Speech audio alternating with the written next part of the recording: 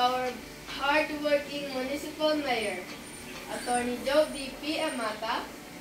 Training muna tayo, To guys. our active vice mayor, Victorino B. Sabino.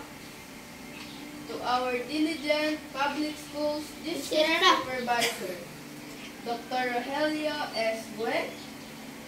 To our beloved school principal, Mamerlita G. Barrera. To our honorable guest speaker, Fire Officer 1 Jesper Alejo Grospe. To our barangay officials headed by our very own barangay captain, Raimundo E. De Leon, and Councilor Carmen Ramirez. To our FPTA President, Mrs. Victoria B. Tolentino. To our dedicated and supportive teachers, Puro bati lang yata yung parents, speech. fellow Ay, ganun ba? students, visitors, ladies and gentlemen. Please welcome! Let me all welcome you to the ika-26 taong araw ng pagtatapos. Ika-20 na pala dyan, ano? Sa inyong lahat. Ika-20 na pala. 26. As one of the familiar and famous quotes stated by Malcolm X, education is the passport to the future, for tomorrow belongs to those who prepare for it. Uy! We are gathered here today to celebrate and Tapos ko validate sa the ito. graduation ceremony of Batch 2024. Galing, I ano? am Alejandra Giabad, and I am honored to have the opportunity to welcome you today. The most significant event in a student's life is none other than Ito, graduation. shishit is a tito Since dyan. it is the end of this stage in our education, it brings us the feeling of joy and pain. Joy that we reach our goals to finish the required curriculum in elementary, and pain for saying goodbye to the people who became a part of our lives. The I end, would blah, like blah, to blah. thank all the parents, Ayun especially my Mag-hawk na to. parents, family, and friends for their support. Thank you, dear parents, for working hard to give us good education. Thank you, Papa and Mama, for sacrificing for us, staying away from us, working abroad, to provide most of Ayun yung all tatay our niya. needs. Nakakaplan. Ayun yung nanay niya.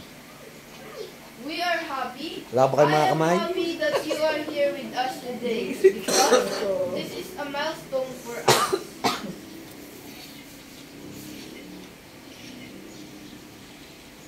Thank you also to the Bugnan Elementary School faculty and staff for their support. Kasi po ka, reward mo. May Tagalog din ba yan? Wala. For Puro imparting and English. inculcating us Makakuha the ng KK, knowledge puro and Tagalog. values that we need. May estudyante ko yung magpe-pray. English din ang inano ko. We Eh siya truly owe mapapansin you doon, who we Tagalog are lang ang today. sasabihin. Hindi maganda. Hindi maganda nga Tagalog eh. Hindi pag napakinggan mo puro ako eh. Dapat And yan most puro of all, kami. thank you, Lord, for the guidance, protection, and blessings that you have showered to us. We finished the 7 years in our study. 7 years ba sa akin? We are filled Ay, kasama pre-elem, no? with excitement and Pre-elem, anticipation tapos as the next kinder, stage in our life, elementary. in my life, is about to begin.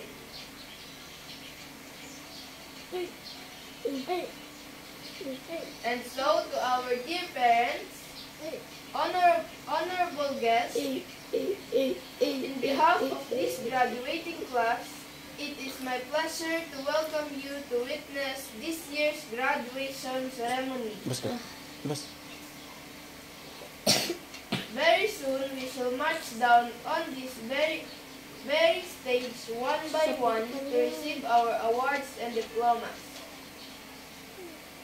Classmates, fellow graduates, I wish you all good luck and God bless to the coming years to come to our life.